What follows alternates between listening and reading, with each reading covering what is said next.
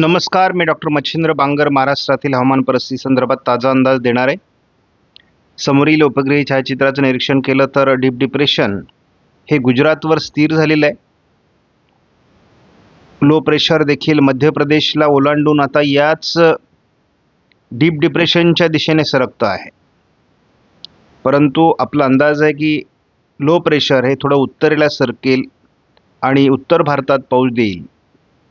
एकूणच वातावरणात आणखी काय बदल होत आहेत तेही आपण बघणार आहोत. सध्या आपण महाराष्ट्रातली स्थिती बघितली तर महाराष्ट्रात पूर्णतः सूर्यदर्शन आहे, पूर्ण पावसाची उघडीप आहे. फारसं पावसाळी वातावरण कुठे राहिलेलं नाही. अधूनमधून कोकण किनारपट्टीला मुंबई, पालघर, ठाणे परिसरात सरी होत आहेत. डीप डिप्रेशन गुजरातवर स्थित असून गुजरातमध्ये हाहाकार झाला असून मोठे पूर परिस्थिती या ठिकाणी निर्माण झालेली आहे.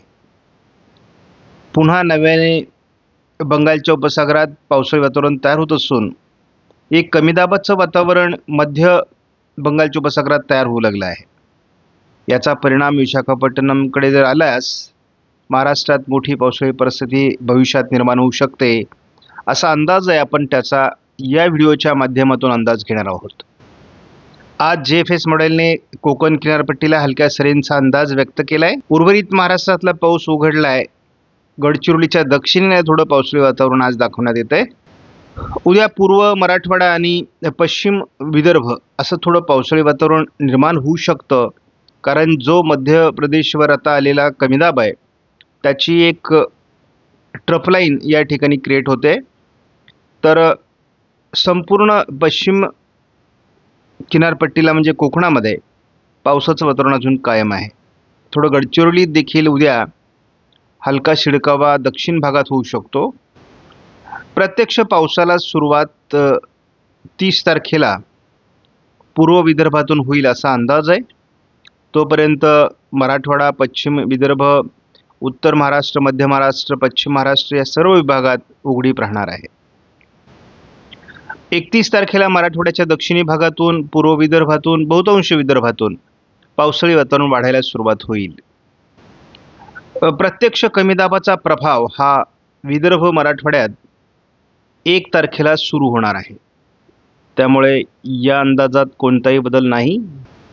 या कमी दाबाचा जास्त प्रभाव हा विदर्भावर दाखवला जातोय. आज मराठवाडा आणि पश्चिम महाराष्ट्रातला प्रभाव थोडा कमी होताना दिसतोय. उत्तर महाराष्ट्रातही 2 तारखेला प्रभाव जाणवेल. या नवीन कमी दाबाचा प्रभाव आज विदर्भावर अधिक दाखवला जातोय. उत्तर महाराष्ट्रातही त्याचा प्रभाव जाणवेल, परंतु पश्चिम महाराष्ट्र आणि मराठवाड्यात याचा प्रभाव कमी जाणवण्याची शक्यता दाखवली जाते. आज आपण केवळ 7 दिवसाचा अंदाज पाहणार आहोत. आज 28 तारखेला केवळ कोकणात हलक्या सरींची शक्यता आहे. दक्षिण गडचिरोलीत थोडं पावसाळी वातावरण तयार होऊ शकतं. उर्वरित महाराष्ट्रात बऱ्यापैकी उघडीप राहील. उद्या मात्र थोडं पूर्व विदर्भ आणि कोकण असं पावसाळी वातावरण वाढण्याचा अंदाज आहे हलक्या स्वरूपामध्ये. स्कायमेटने दाखवलेला अंदाज अजून कायम आहे. दक्षिण मराठवाडा आणि पूर्व विदर्भ, कोकण असं पावसाळी वातावरण 30 तारखेला दाखवलं जाते. 31 तारखेला हे मराठवाडा, विदर्भ, कोकण असं पावसाळी वातावरणाची शक्यता कायम आहे. स्कायमेटच्या अंदाजात कोणताही बदल झालेला नाही. कमी दाबाचा प्रभाव हा विदर्भ, मराठवाडा, उत्तर महाराष्ट्र, मध्य महाराष्ट्र, पश्चिम महाराष्ट्र, कोकण जवळपास संपूर्ण महाराष्ट्रात असण्याची शक्यता कायम आहे. 2 तारखेलाही कमी दाबाचा प्रभाव महाराष्ट्रावर कायम आहे. 3 तारखेला थोडं विदर्भ, मराठवाडा आणि कोकण असंच पावसाळी वातावरण राहण्याचा अंदाज आहे. 4 तारखेला देखील विदर्भ आणि मराठवाड्यात पावसात जोर राहणार आहे. कोकणातही पावसात जोर होऊ शकतो. आज महाराष्ट्रात बऱ्यापैकी उघडीप राहणार आहे. थोडं उत्तर महाराष्ट्रामध्ये आणि कोकणात पावसाच्या सरींची शक्यता कायम आहे.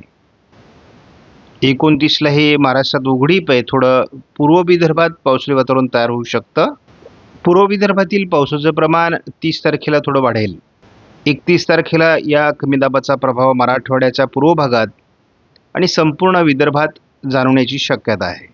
ECMWF मॉडेलचा अंदाज नेहमी खरा ठरलेला आहे आणि स्पष्टपणे जाणवतंय की मराठवाड्यामध्ये, विदर्भामध्ये उत्तर महाराष्ट्र आणि मध्य महाराष्ट्रामध्ये या कमी दाबाचा पूर्ण प्रभाव जाणवणार आहे. त्यामुळे या ठिकाणी मोठे पाऊस होतील. नद्यांना पूर येणं, बंधारे भरणं, विहिरींना पाणी येण्यासाठी आवश्यक असलेला पाऊस या काळात महाराष्ट्रात होणार आहे. काही विभागात अतिवृष्टी नोंदली जाऊ शकते. 2 तारखेला देखील महाराष्ट्रात याचा पूर्णतः प्रभाव आहे. उत्तर कोकण, उत्तर महाराष्ट्र, मध्य महाराष्ट्र, संपूर्ण मराठवाडा आणि संपूर्ण विदर्भ असं याचा पावसाळी वातावरणाचा प्रभाव आहे. कोल्हापूरमध्ये आणि थोडं सिंधुदुर्गमध्ये याचा प्रभाव कमी राहण्याची शक्यता आहे. जवळपास ECMWF मॉडेलच्या अंदाजानुसार याचा प्रभाव 3 तारखेपर्यंत कायम राहणार आहे. 4 तारखेला स्थानिक वातावरण निर्माण होऊन मराठवाडा, विदर्भ, उत्तर महाराष्ट्र असा जोरदार पावसाळी वातावरण राहील. महाराष्ट्रात पावसाळी वातावरण हे जवळपास उत्तर महाराष्ट्र, विदर्भ आणि मराठवाड्यात 5 तारखेपर्यंत राहण्याची शक्यता आहे. त्यामुळे एकूणच सप्टेंबरची सुरुवात ही मोठ्या पावसाने होण्याची शक्यता आहे. सध्या महाराष्ट्रामध्ये 1006 हेक्टोपास्कलचा हवेचा दाब आहे.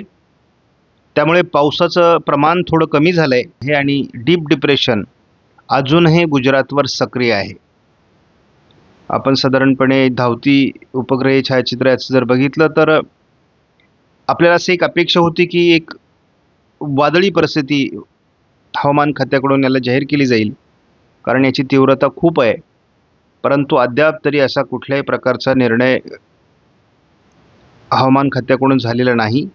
याच दरम्यान 30 तारखेला बंगालच्या उपसागरामध्ये एक तीव्र कमी दाब तयार होण्याची शक्यता आहे.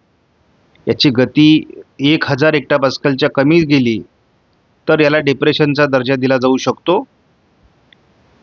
साधारणपणे विशाखापट्टणमच्या दरम्यान याचा प्रभाव असल्यामुळे महाराष्ट्रावर याचा पूर्णतः परिणाम जाणवण्याची शक्यता आहे. त्यामुळे महाराष्ट्रात या दरम्यान या कमी दाबामुळे मोठे पाऊस होतील. 2 तारखेला बैलपोळा आहे आणि शेतकऱ्यांसाठी हा सण अतिशय महत्त्वाचा आहे. म्हणजे यावर्षी बैलपोळ्याला पाऊस असेल महाराष्ट्रामध्ये असं गृहीत धरायला हरकत नाही. एकूणच वातावरण हे अतिशय पोषक अशा प्रकारे बनणार आहे. जी उघडी पातळ मिळाली या काळात ज्यांचे उडीद आणि काही विभागात मागास मूग बाकी आहेत त्यांनी ते काढून घेण्याची व्यवस्था करावी, अन्यथा या पिकांचं मोठं नुकसान होईल. कमी दाब महाराष्ट्रावर येईल का, आता हा प्रश्न संपलेला आहे. कारण कमी दाबाचा प्रभाव संपूर्ण मराठवाडा, संपूर्ण विदर्भ, संपूर्ण उत्तर महाराष्ट्र आणि मध्य महाराष्ट्रावर पडणार आहे.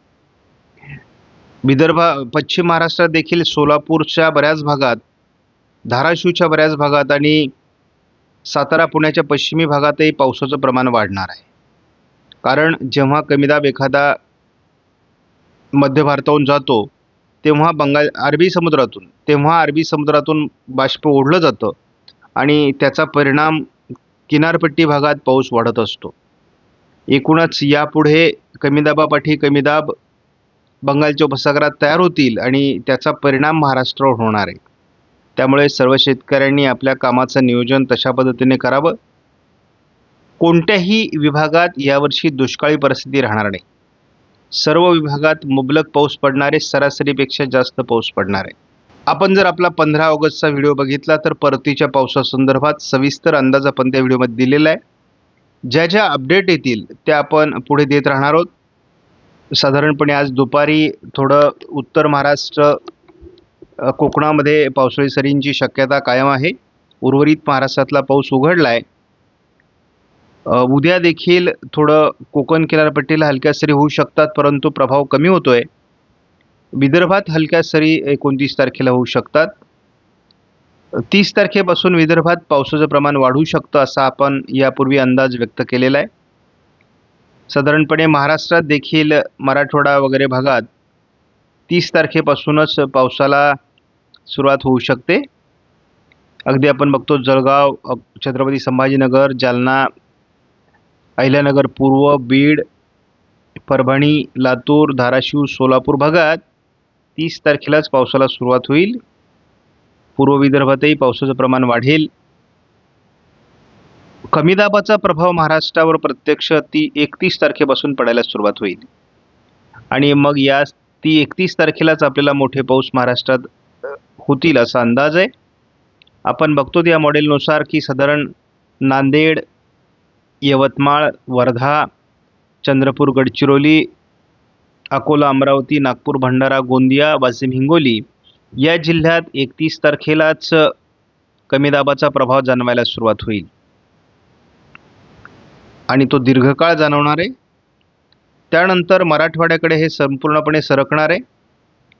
छत्रपती संभाजीनगर, जालना, जळगाव, अकोला, अमरावती, बुलढाणा, परभणी, नांदेड, वाशिम, हिंगोली, यवतमाळ, नांदेड, लातूर, धाराशिव, सोलापूर, बीड या सर्व भागावर याचा परिणाम 1 तारखेला जाणवेल. 1 तारखेलाच अहिल्यानगर, नाशिक, मालेगाव, धुळे, नंदुरबार, जळगाव या विभागापर्यंत याचा परिणाम व्हायला सुरुवात होईल. आपण बघतो की साधारण आत्ताच्या अंदाजानुसार 1 तारखेला मराठवाड्याच्या दक्षिणी भागात त्याचा केंद्र तयार होतं आहे. याचा अर्थ संपूर्ण महाराष्ट्र ते व्यापणार आहे. आपण बघतो की पुणे, नाशिक, धुळे, नंदुरबार, जळगाव, छत्रपती संभाजीनगर, बुलढाणा, जालना, परभणी, नांदेड, बीड, लातूर, धाराशिव, सोलापूर, अहिल्यानगर या सर्व भागावर याचा परिणाम होणार आहे. यातून सोलापूर दक्षिण, सांगली, सातारा, रत्नागिरी, सिंधुदुर्ग आणि कोल्हापूर सुटण्याची शक्यता आहे सध्याच्या अंदाजानुसार. आणि 2 तारखेला देखील खूप मोठे पाऊस आपल्याला लातूर, धाराशिव, बीड, छत्रपती संभाजीनगर, जालना, अहिल्यानगर, जळगाव, बुलढाणा, अकोला, अमरावतीमध्ये दिसण्याची शक्यता आहे. खूप मोठं पावसाळी क्षेत्र या ठिकाणी आपल्याला तयार होताना दिसते. याचा प्रभाव या मॉडेलने 3 तारखेला कमी होताना दाखवला आहे, परंतु स्थानिक कमी दाब वाढतोय. संपूर्ण भारतात पावसाळी वातावरणासाठी अनुकूल स्थिती निर्माण होते. त्यामुळे पावसाचं प्रमाण थोडं विस्तृत स्वरूपामध्ये भारतामध्ये सुरू होणार आहे. त्यामुळे 3 आणि 4 तारखेला देखील महाराष्ट्रामध्ये पावसाचं वातावरण राहणार आहे. आपण बघतो की 4 तारखेला देखील दुपारनंतर संपूर्ण महाराष्ट्रात पावसाळी वातावरण तयार होईल. त्याचा मराठवाड्यावर अधिक प्रभाव असेल. आपण थोडा या मॉडेलचा अंदाज पुढे सरकवला तर आपल्याला जाणवतं आहे की कमी दाबाचा प्रभाव 5 तारखेपासून कमी होत असला तरी देखील विदर्भ, मराठवाड्यात पाऊस चालू राहणार आहे स्थानिक स्वरूपामध्ये. आपणास व्हिडिओमधील माहिती महत्त्वपूर्ण वाटल्यास लाईक करा, शेअर करा, चॅनलला सबस्क्राईब करा. धन्यवाद. जय हिंद, जय महाराष्ट्र, जय बळीराजा.